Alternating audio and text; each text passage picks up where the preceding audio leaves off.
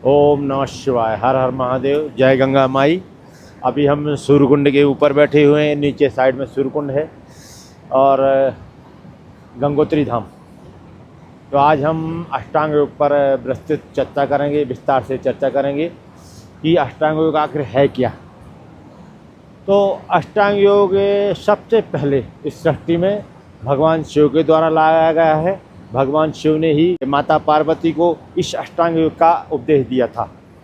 कालांतर में जब कलयुग में विलुप्त हो गया तो दोबारा पतंजलि महाराज द्वारा फिर से इस सृष्टि में, इस कलयुग में उसका प्रचार प्रसार हुआ। इसलिए इसको पतंजलि योग सूत्र भी बोलते हैं। अष्टांग योग जिसमें 8 सीढ़ियाँ हैं, 8 पायदान हैं। जीव पहले पायदान से चढ़ के जब 8वें पायदान पर पहुंचता है तो जीव नहीं रहता, जीव शिव हो जाता है। अष्टांग योग इतना विशाल है।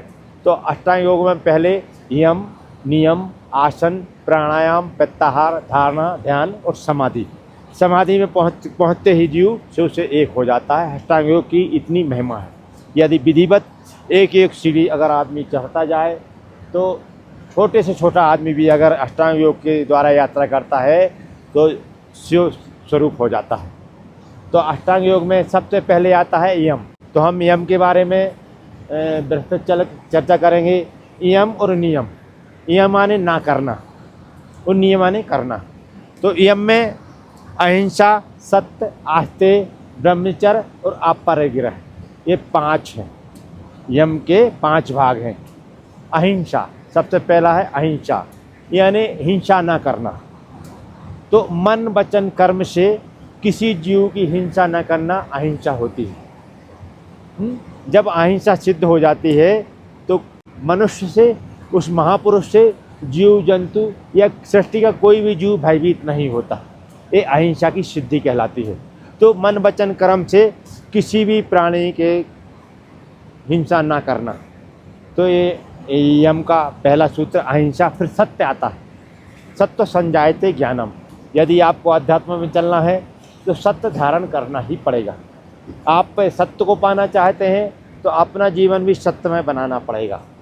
तो सत्य, मन वचन कर्म से झूठ ना बोलना, सत्य पर ही चलना, ये दूसरा हो गया। तो अहिंसा, सत्य, आस्तेय।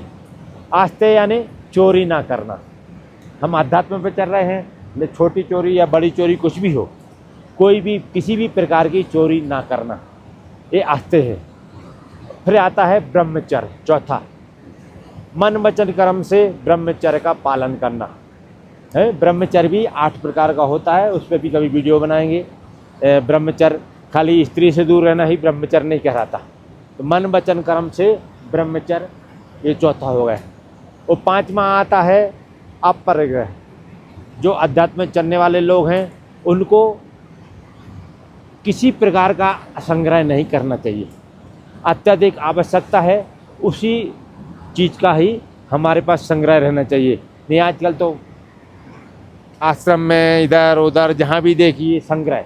तो संग्रह अधिक अच्छा नहीं है। मोक्ष पद में आड़ है, कैसे भले तू भग सके, सिर पे लगा दो भार है।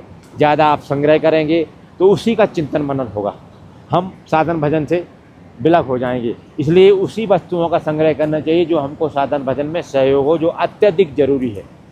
ठीक है। अगर 2 वस्त्रों से काम चलता है, तीसरा वस्त्र नहीं रखना चाहिए। साधुओं को अपरिग्रह मतलब संग्रह रहित होना चाहिए। इतना संग्रह नहीं करना चाहिए कि उसी का चिंतन हो।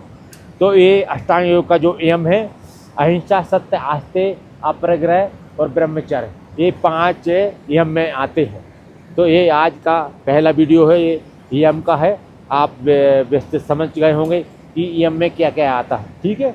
ओम नमः शिवाय। हर हर महादेव।